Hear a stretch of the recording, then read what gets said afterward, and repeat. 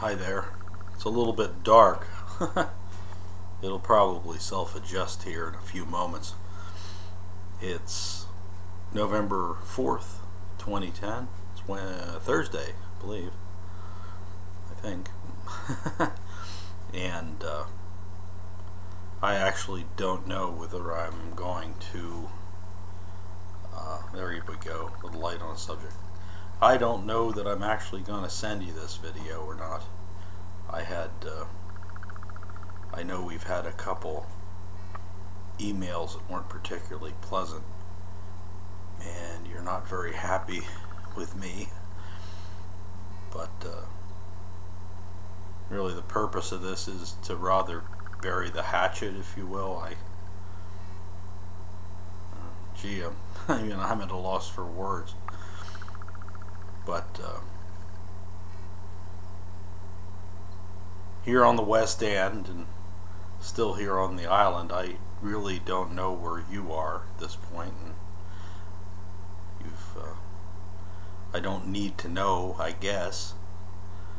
I had hoped that we would have been able to bury all the hatchets, and maybe after the better part of 18 years been able to at least have a civil conversation on family and friends and whatnot. But that may not be possible, and I do understand that, I guess. But you know, this place is kind of a dump, but I can see the lighthouse out my window. Right now it's blinking on at Indian Head there at the breakwater. So I actually moved into this particular unit so I could see the lighthouse from where I'm domiciled. And I sent you a link, which I guess is an active link on Google there, with a little message I put for Joey for his 21st birthday. Can you imagine that Joey is 21 years old after everything that you and I have been through? And really what I put them through too. It's not just you, you know. The wake of my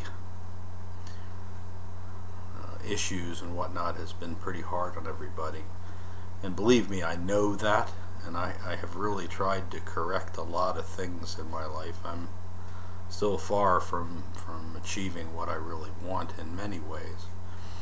In that last mail I sent you, I really did want some advice as to what you thought would be best, because you probably know me better than any person on the planet. Let me show you something, what I have right here. Hold on just a moment. Kind of silly, I guess. I don't even know if you're going to be able to see these, but do you remember where this was taken?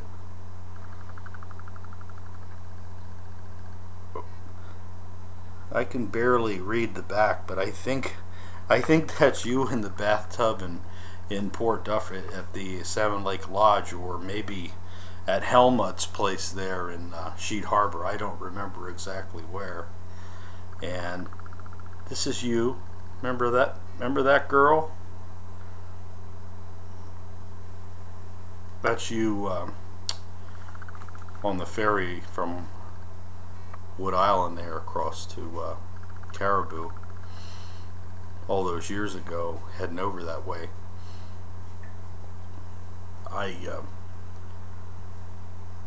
You know, I've made a million apologies and then continued to act like an ass. I know you blame me for what may or may...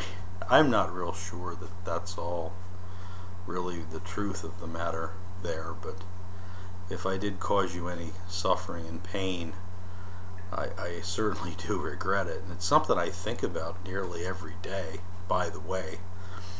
You may not know that or believe it, but it is the truth. I do think other factors were involved and whatnot, and I'm under the impression that you went home under negative circumstances, if you will, and had to stay there for a bit. And I do wonder how it was with your family, how things were or are with them. And one of the things when you were very young that bothered me the most was how badly treated you were there by our, at the time anyway, our relatives, our family, your family, which I married into. And I've written quite a bit on the subject, and some of it is not very complimentary to very many people, and I realize that. I do intend to correct that, however, because as I've gotten older and I faced death here profoundly here in February, as you may know, I'm sure Alexis might have told you that once you come that close to really dying, it gives you a different perspective on things. So I guess this is an apology, or perhaps it makes up for some of the things that happened.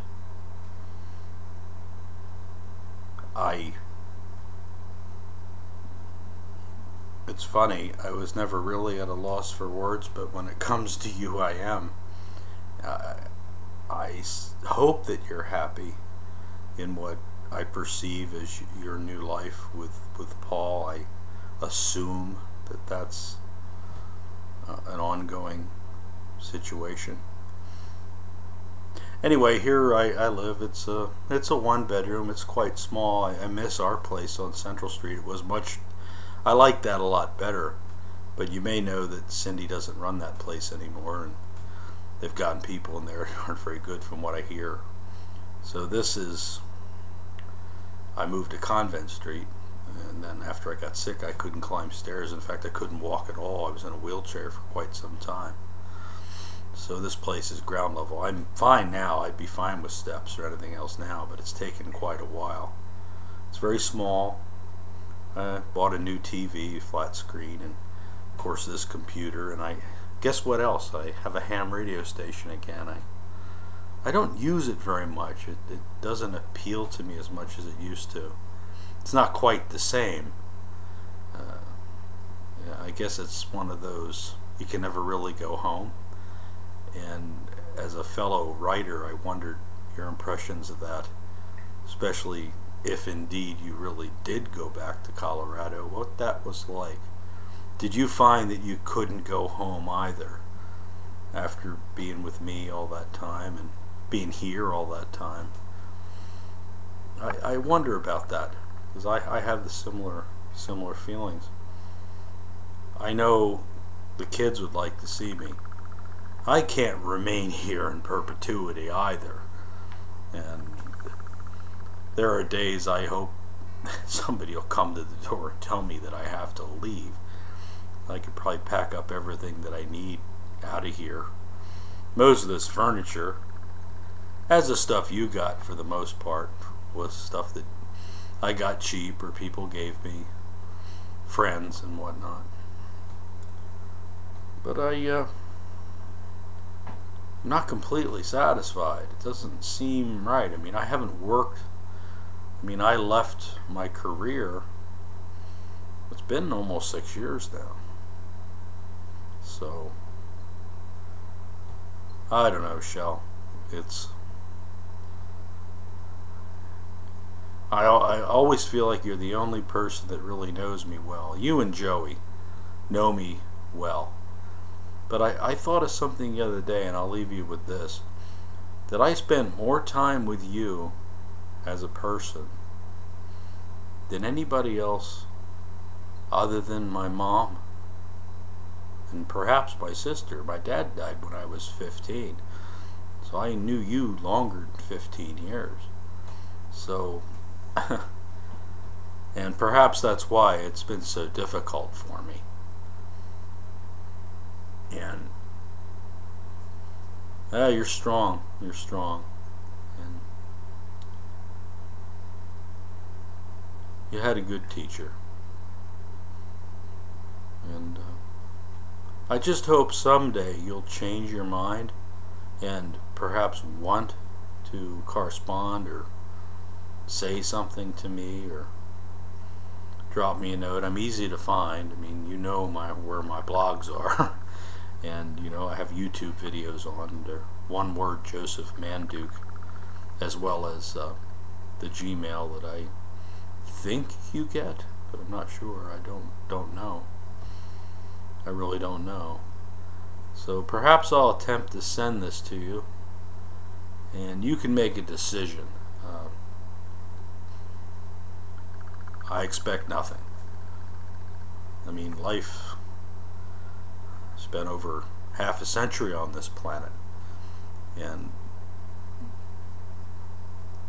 some of the best years of my life, if not the best years of my life, were with you.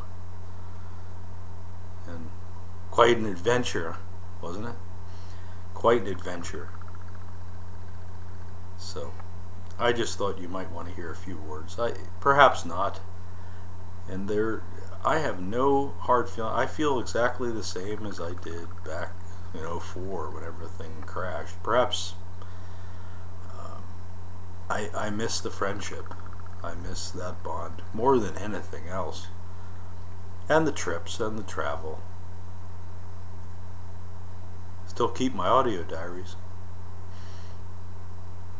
And I try to make some blog entries, but I've had writer's block for a while, which really it's inexcusable because I have a very fast internet connection now, and I can write. So I will try to write some more, and assuming I'm here for the winter, I'll maybe make completion of my, at least if not a novel, the collection of short stories a priority.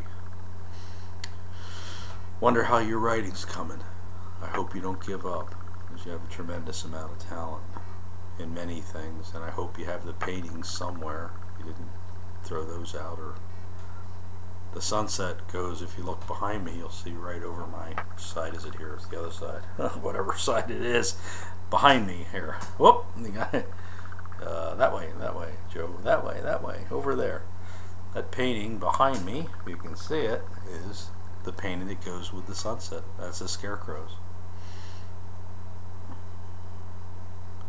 Yep. In my heart, you'll always be family. And I know forgiveness is a rare thing. I actually wrote an essay about it. Maybe you can find that somewhere and all that. And I've struggled with it too. But boy, it's important. It's very important. Very important. So I hope you realize this is from the heart. And this is part of what I wanted to tell you if you had accepted my invitation to go to Horton's. And I don't know if you're in Evans or you're in Charlottetown at this point. I don't know where you are. But should you find your way back to this part of the world, doesn't matter where I am, I can travel.